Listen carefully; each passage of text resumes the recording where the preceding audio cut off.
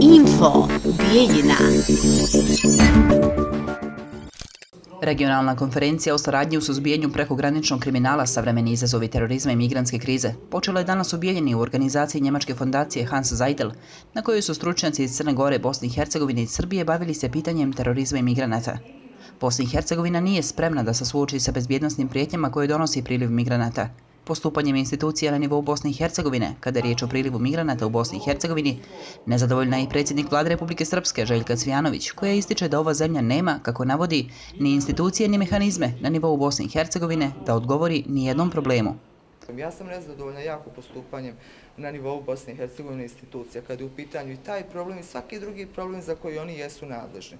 Dakle, jedna situacija, jedna mala kriza koja se odnosi na 2 ili 3 stotine ljudi, migranata, je u stanju da pokrene cijeli jedan mehanizam svađanja, prepucavanja, podnošenja krivičnih prijava, neslaganja između različitih nivoa vlasti, da ne kažem kakvih još grubih ili teških stvari. To pokazuje da ova zemlja nema institucije i nema mehanizme na nivou Bosne i Hercegovine da odgovori nijednom problemu. Moram da konstatujem da se, nažalost, institucije Bosne i Hercegovine poslovično ne snalaze u svakoj novoj situaciji. Svaki novi bezbjednosni izazov za njih je velika nepoznanica.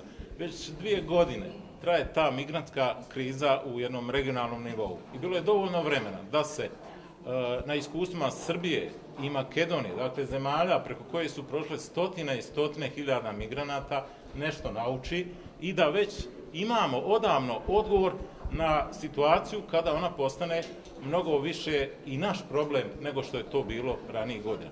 Ali vidimo da se na tom planu apsolutno nije radilo ništa i nažalost podbacili su oni od kojih se u ovim situacijama najviše očekuje, a to je Ministarstvo bezbjednosti i Služba za poslove sa strane. Ako se nastavi povećanje ili priliv, dakle, nelegalnih migranata u zemlji, to definitivno znači i kolaps sistema i to znači definitivno veliku prijetnju. Kao prvo, smještajni kapaciteti gdje su, dakle, ne postoje. Druga stvar, sve ono što je vezano za zbrinjavanje stanovništva, dakle, mora da se zna ko šta radi, očito da niko nije razvijao takve planove.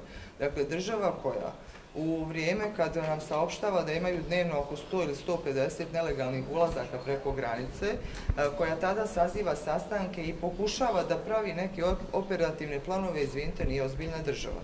Dakle, znate da problem postoji, nego ste se nadali 2, 3 ili 4 godine da to jednostavno nas neće zadesiti. Ovdje nije stvar da se vi nadate, ovdje je stvar da predviđate, ako ste ozbiljna institucija, probleme i da za te probleme unaprijed pravite određene operativne planove. I zato se i došlo do takve situacije da se malte ne na granici među 2 kantona dešava ono što jeste cirkus, izvinjavam se na izrazu, ali to pokazuje svu nemoć jedne države. Regionalnu konferenciju o migrantskoj krizi, preventivnom djelovanju, o radikalizmu koji vodi ka terorizmu, o fenomenu uključenosti žena u terorističke akcije kao i uticaju terorističkih napada na psihološko stanje djece, organizuju Banjalučki fakultet bezbjednosnih nauka, Kriminalističko-policijski univerzitet iz Beograda i njemačka fondacija Hans Seidel.